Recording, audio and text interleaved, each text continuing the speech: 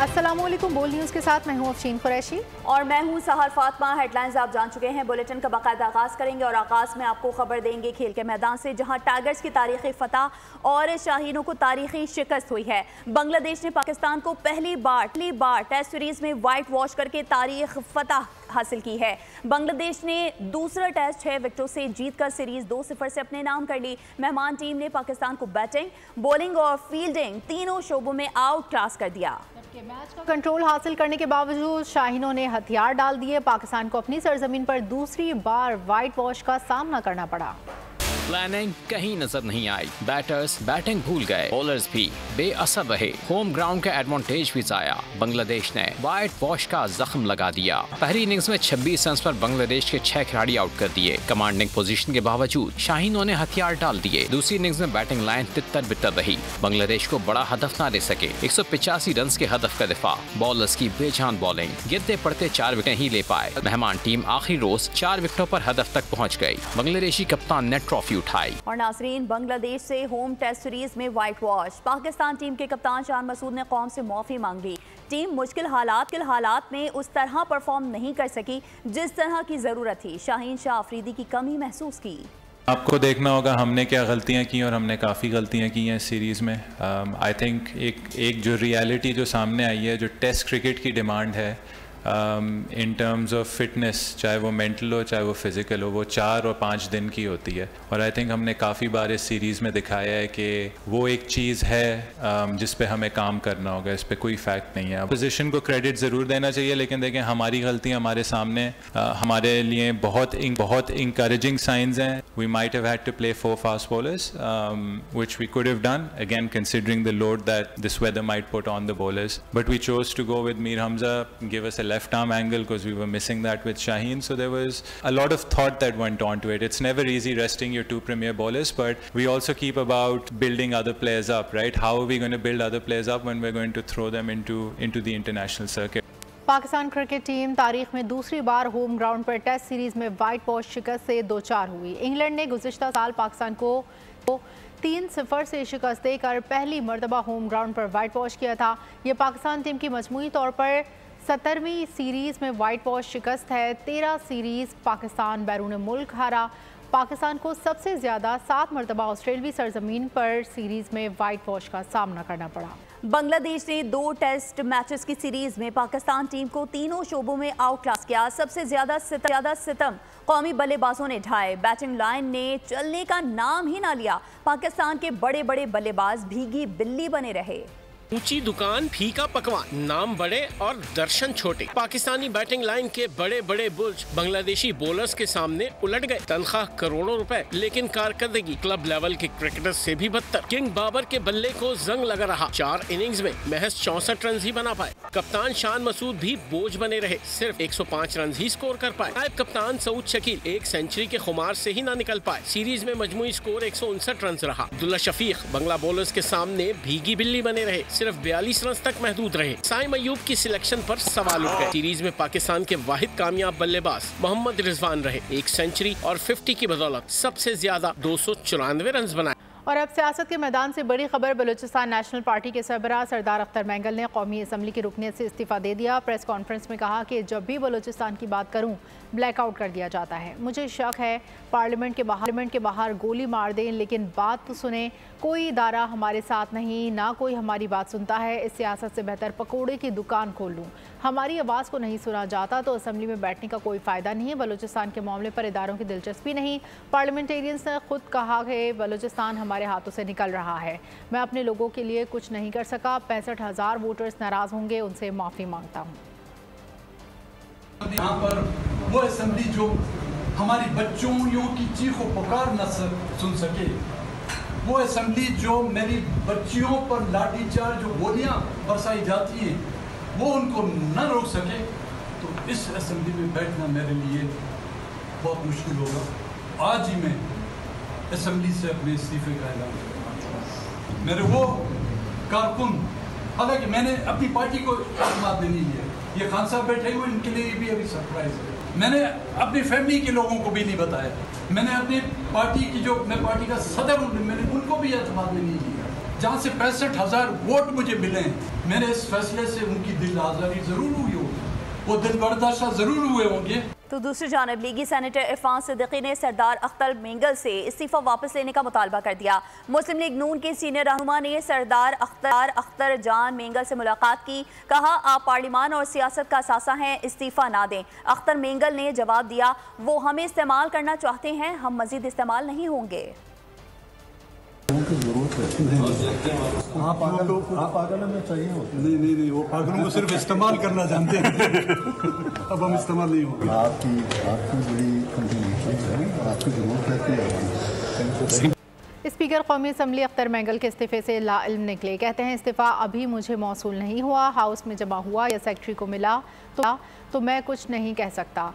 इस्तीफ़े का एक प्रोसेस होता है, इस तरह नहीं होता कि मंजूर किया जाए या मुस्तरद कर दिया जाए। जैसे ही मिलेगा प्रोसेस जल्द मुकम्मल कर लिया जाएगा।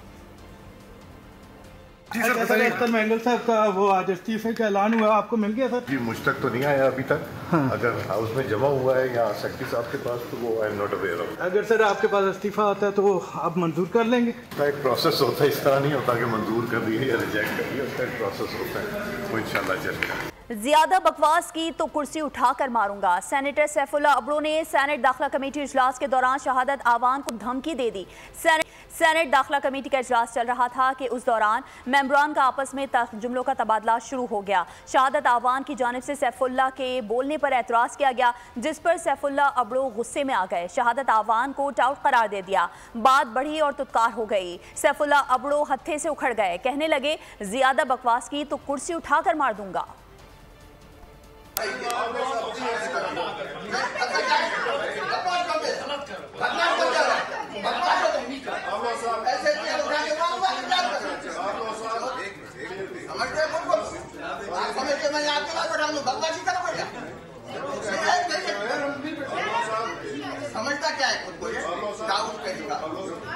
सुप्रीम कोर्ट के जजेस की तादाद 23 करने का बिल कौमी असम्बली में पेश कर दिया गया। बिल दानियाल चौधरी ने पेश किया। मौक़िफ़ अपनाया कि सुप्रीम कोर्ट में 54,000 से ज़ायद मुकदमात ज़ेर इल्तिवा हैं।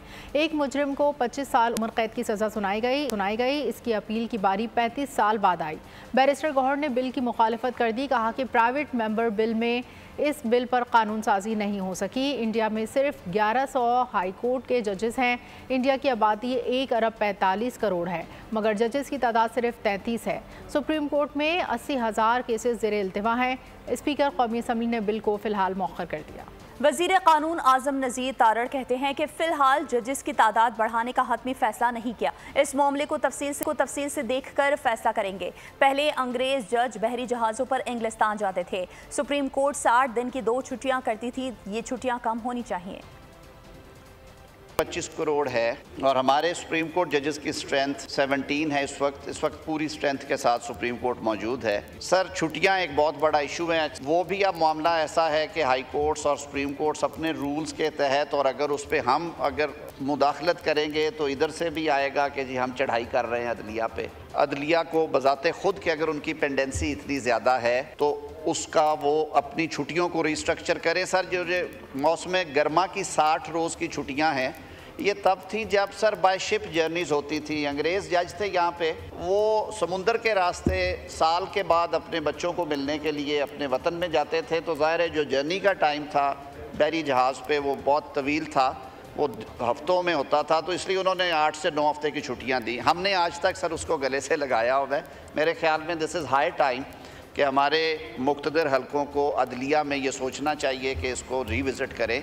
नूर आलम खान ने अदलिया के अज़-खुद नोटिस इख्तियार से मुतालिक आइनी तरमीम का बिल कौमी असम्बली में पेश कर दिया। बिल में मौक़िफ़ इख्तियार किया गया कि अवामी नौइयत के मुकदमात कम से कम 9 जजेस का बेंच सुनेगा। मुतासरा फ़रीक फ़ैसले के ख़िलाफ़ 30 रोज़ में अपील दायर कर सकेगा। नूर आलम खान ने तौहीन अदालत की मनसूखी के कानून का बिल भी पेश किया। स्पीकर ने दोनों बिल्स कायमा कमेटी बराए कानून इंसाफ को भिजवा दिए।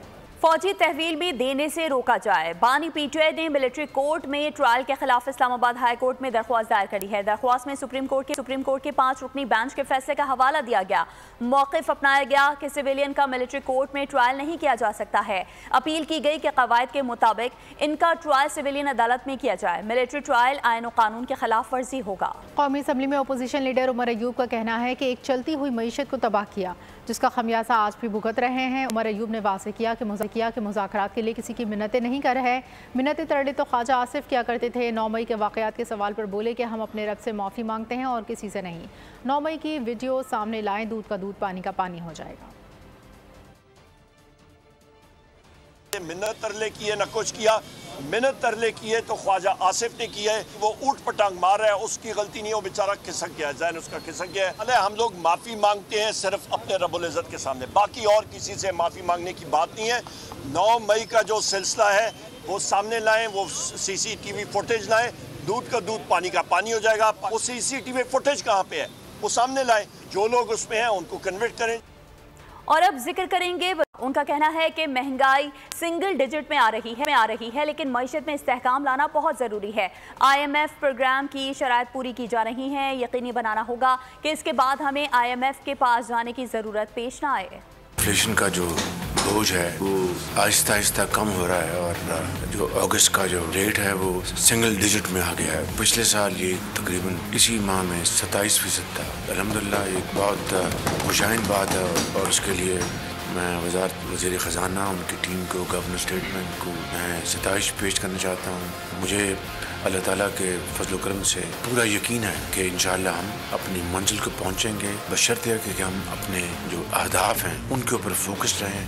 IMF के साथ हमारी जो प्रोग्राम है उसके लिए जो भी लवाज़मात, जो भी शराइत, कंडीशनैलिटीज़ हमने जो IMF की रिक्वायरमेंट्स हैं वो पूरी हो जाएंगी और बोर्ड में ये हमारा केस जाएगा, अप्रूवल होगी तो इंशाअल्लाह फिर एक नया सफ़र शुरू होगा। मगर हमें ये बात जहन में रख लेनी चाहिए कि ये पाकिस्तान की तारीख का आखिरी प्रोग्राम होना चाहिए IMF के साथ। पाकिस्तान के लिए कई सालों के बाद एक मुस्बत और अच्छी खबर। Army chief general Syed Asim Munir की काविश और SIFC के विजन के तहत ये खुशखबरी सितंबर में मुतवक्के है। आर्मी चीफ के हालिया दिनों में अपने ही इदारे में इंसाफ पर मबनी फैसलों की वजह से पाकिस्तान को अब तरक्की से कोई नहीं रोक सकता। फैसल वापडा का ट्वीट लिखा, काश हमारे जमहूरी सियासी लीडर्स और आईनी कानूनी कुर्सियों पर बैठने वाले ये पहले कर लेते तो आज पाकिस्तान तरक्की करके कहाँ से कहाँ पहुँच चुका होता।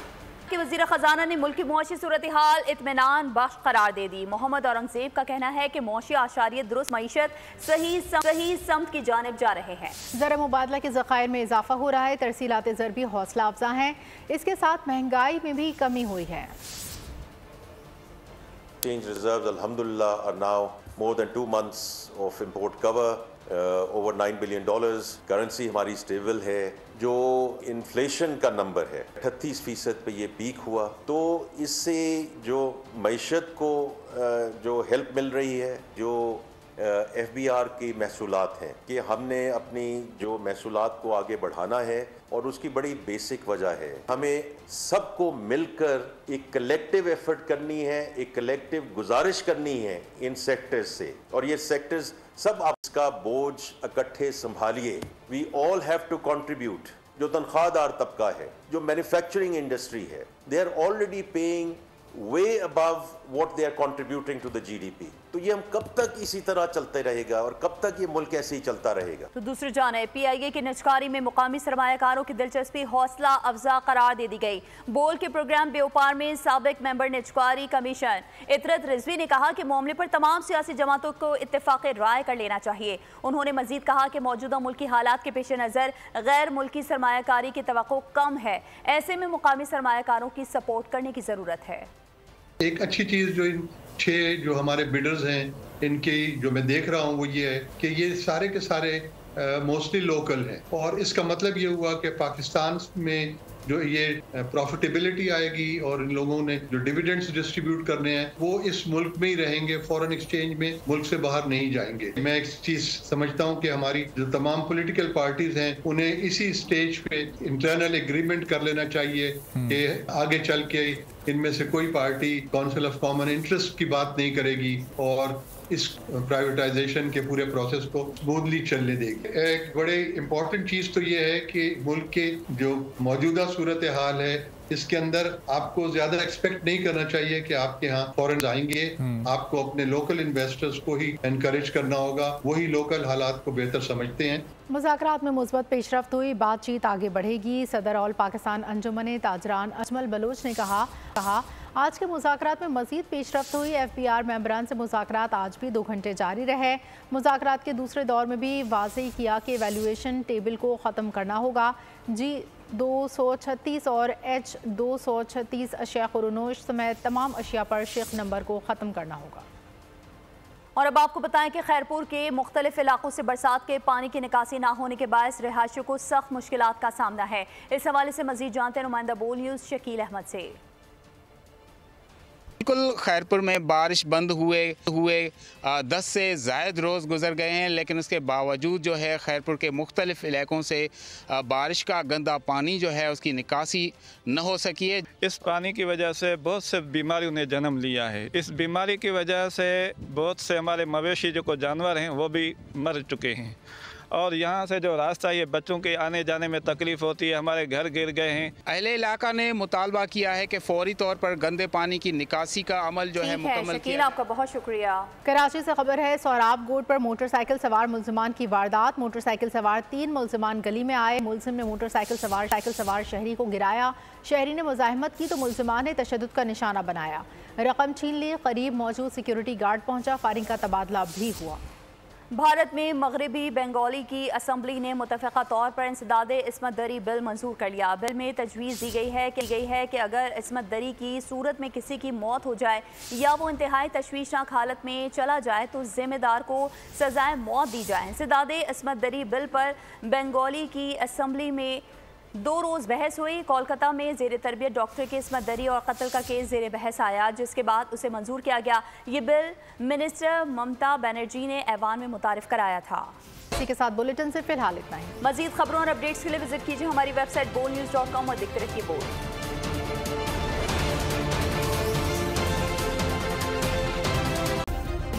सब्सक्राइब करें और बेल दबाएं ताकि कोई खबर रह न जाए।